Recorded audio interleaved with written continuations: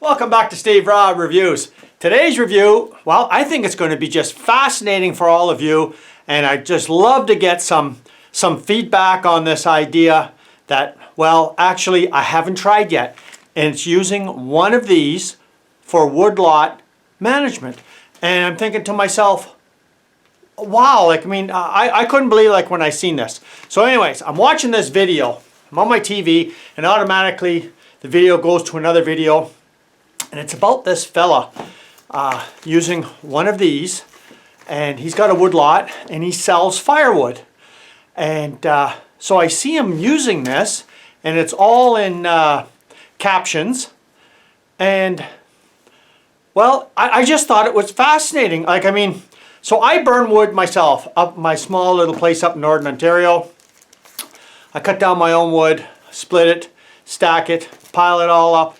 And for any of you that ever burned wood before, well, you make more heat actually working than you actually do burning the wood. But I'll show you some pictures here.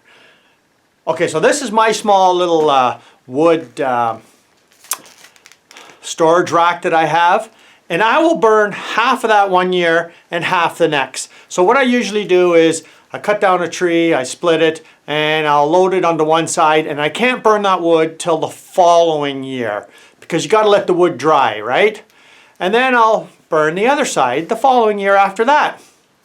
So it's always stacking, piling wood up to burn so it'll dry from one year to the next. And here's a shot of the cabin. So it's only 400 square feet, right?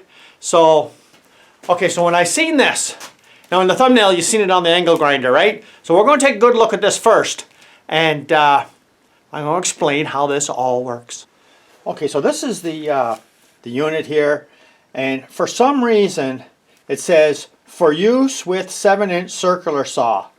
And nowhere on this can I see where it was manufactured, the front or the back. But a lot of this stuff doesn't make sense to me because you turn on this side here, right down the bottom here it says for use with 5-inch angle grinders. They're showing a circular saw here, circular saw, circular saw, circular saw, 5-inch diameter, 7/8 arbor, 10 to 13,000 RPM. Okay, this here is a 7/8 hole, 22 millimeter, and yeah, it doesn't fit on circular saws, so I don't know what they're talking about here with circular saws. But let's take this out of the package because they're also saying use in, see if I get here, use in any direction. Double saw teeth, anti-kickback action. Let's take it out of the packaging. Let's take a look. Okay, so this is what we got here. It says to prevent serious injury, amputations, and death, read and follow all power tool instructions and all instructions included with this item. Okay, so there is no anything else with this. That's all you get. There's nothing else in this. Turn it over, that's it. It's got the same little sticker on the back here. Now, they're saying use in both directions. But I'm telling you something, it's only sharp on one side, so I don't know what the idea behind that is. And it's just a chainsaw chain stuck on a steel disc. I'll put a picture in here on how much I paid for this. So that's not a lot of money to pay, right? Especially for me that's going to try it out and, and see if this idea actually works. So let's put it on the grinder and let's see how it fits. Okay, so here's the disc that was on it before. So you can see it's a 7/8 hole, right? And this is a 4.5-inch grinder. So, yeah, that's going to fit on nice right there. So, okay, so there it is right there. Is it touching anything or rubbing anything? Okay, I'm going to have to start it up, but I'll tighten this down and then I'll bring you back. Okay, I'm staying way back from this when I pull the trigger on this. I don't know if this is going to explode or what. Okay, here we go.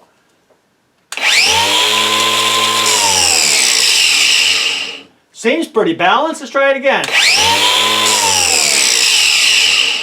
Okay, so the whole idea is you don't want to cut all the way down like this deep. You just got to go below the bark of the tree. So really, you're only talking about maybe to here on most, like say a maple, like a little more than a half an inch. So I mean, that's what I seen them doing. Okay, so if we just take a good look there, you can see that it's not sharpened on the back side. So it's not reversible, you know, to go forward and back. You know, the cutters are only on one side, you know, just like a chainsaw. So this is the unit here, and I believe it's got 14 teeth. And so I'm going to demonstrate to you the idea behind this and how this is a well, a real time saver for people who are going to cut down their own trees and burn their own firewood. Okay, so the whole premise behind this idea that I seen was that you go out in the woods during the year and, well, you use this, and I'll show you exactly how it was used. So you go to a tree, right? And you go around the outside bark of the tree all the way around, and you score a line all the way around with this blade. On a smaller tree under a foot, you do one line. On a bigger tree, like I don't cut any big huge trees, 2 of these lines. So this guy had like some batteries. He had this, a spare sharpened blade, and he walked through his wood lot, and he was doing this circles around all the trees. Now imagine if you're a firewood harvester. What do you usually do? This is what they do in my country. They go in the fall of the year, they cut down the tree, they drag it out, they cut it, they split it, and then let the wood sit there for a year before they can sell it, so it'll season, so it'll dry out. Now this particular method I thought was ingenious. You take this, and what it does is it kills the tree over the next 2 to 3 years so that you can just harvest the tree. The guy harvests the tree, splits it, puts it directly in his trailer, and it's gone. There's no rows and rows and rows of stacked up firewood. Now, how many of you ever went through your wood lot and say, oh, I'm going to cut down this tree. It's dead, right? You cut down that tree, and you can tell that when you're splitting it, the thing's already dry.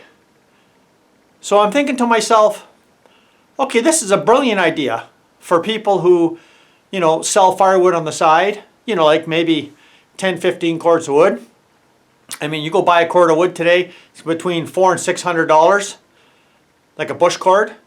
So I mean, if the operator can just go around, spend a couple hours, and cut circles around a whole bunch of these trees, and within 2 to 3 years, well, they're already going to be dead after the first year apparently, and then you wait a couple of years, maybe 2 to 3 years, and then when you harvest them, they're not laying on the ground, right? They're standing up. Because I have tried, I just leave deadfalls in the bush. If I see a deadfall and it's got mushrooms growing off it and everything else, I leave it because it's just all punky and it takes forever to, it's not even worth my time to even cut it up. But standing dead firewood, man, you could burn that stuff the same season. So I'm thinking this was a brilliant idea, and I thought, okay, I'm going to try this. So I'm going to try this on my wood lot. I'm going to try it on a couple of trees, and we'll see how good it works. Because I've never cut a ring around a tree and come back, you know, the following year and it's dead, right? So I mean, I tell you what, I bet you a lot of woodlot operators like to be able to just go into the woodlot and get, say, a whole, say, 2 or 3 acres of all dead trees standing up that they didn't have to cut, split, stack, and you have to have lots of room at your place to be stacking all this firewood to dry out for a year before you can sell it the following year, because nobody wants to buy wet wood. So leave me some feedback. Let me know if you think this is actually, Well, I've never seen it done in North America. Have any of you seen anybody doing this particular procedure? Because this looked like some Eastern European country where they go around the tree, it kills the tree the first year, then you go back in 2 to 3 years, it's completely dead, you cut it down, split it into the back of your trailer for sale, and that's it, you're done. You don't have to have a great big giant wood piles all over the place or anything.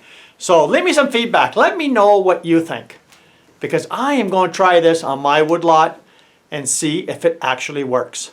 So thanks for joining me here today. Maybe this will give you an idea, but you know, if you just have a chainsaw, you could just try it with your regular chainsaw. You don't got to buy this thing, right? Just with regular chainsaw, go around the outside of the tree, see what happens. Because this is a game changer if this thing actually works. Just scoring around the outside of the tree kills the tree. Then you can take it down, split it, and burn it that season. So thanks for joining me here today. Come back again. If you've ever seen this channel before, well, you're welcome to subscribe and see some interesting things you just might not see somewhere else. Cheers.